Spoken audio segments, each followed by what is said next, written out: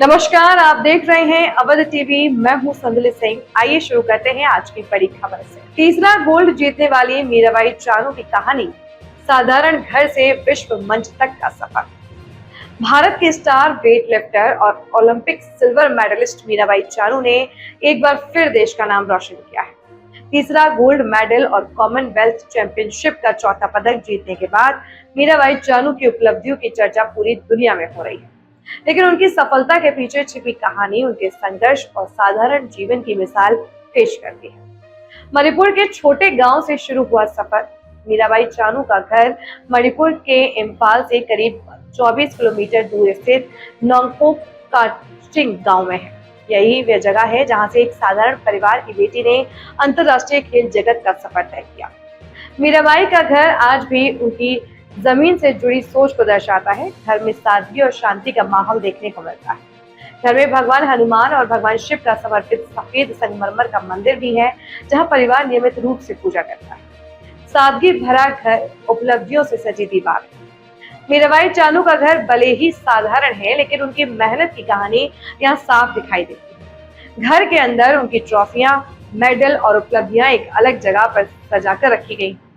घर के अंदर का माहौल बेहद सामान्य है। बैठने के लिए साधारण सोफा, वही खिड़कियां और आरामदायक व्यवस्था उनके सरल स्वभाव को दिखाती है। मीराबाई ने अपनी सफलता के बाद भी अपनी जड़ों से जुड़ाव बनाए रखा है। संघर्षों से भरा था शुरुआती सफर। मीराबाई चानू 6 भाई बहनों में सबसे छोटी हैं। उनके पिता सेखोम कृति मैतई लोक निर्माण विभाग में काम करते थे, जबकि उनकी मां सेखोम तोम्बी देवी गांव में छोटी चाय और नाश्ते की दुकान चलाकर परिवार की मदद करती। शुरुआती दिनों में मीराबाई को ट्रेनिंग के लिए रोजाना करीब 30 किलोमीटर का सफर तय करना पड़ता था।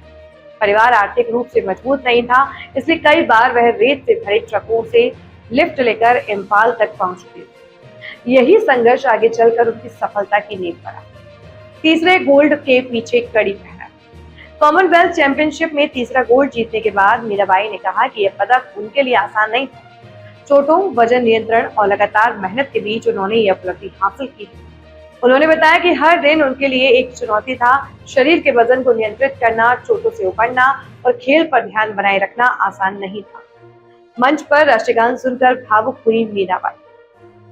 मीराबाई ने कहा कि जब पोडियम पर राष्ट्रगान बजा तो उन्हें पिछले कई वर्षों का संघर्ष याद आ गया। उनकी आंखों से निकले आंसू खुशी और मेहनत की सफलता के प्रतीक थे। मीराबाई चानू की कहानी सिर्फ एक खिलाड़ी की सफलता नहीं, बल्कि ये संदेश है कि छोटे गांव और सीमित संसाधनों से निकलकर भी बड़े सपने पूरे किए जा सकते हैं। यही वजह है कि आज मीराबाई चानू करोड़ों युवाओं के लिए प्रेरणा बन चुकी है।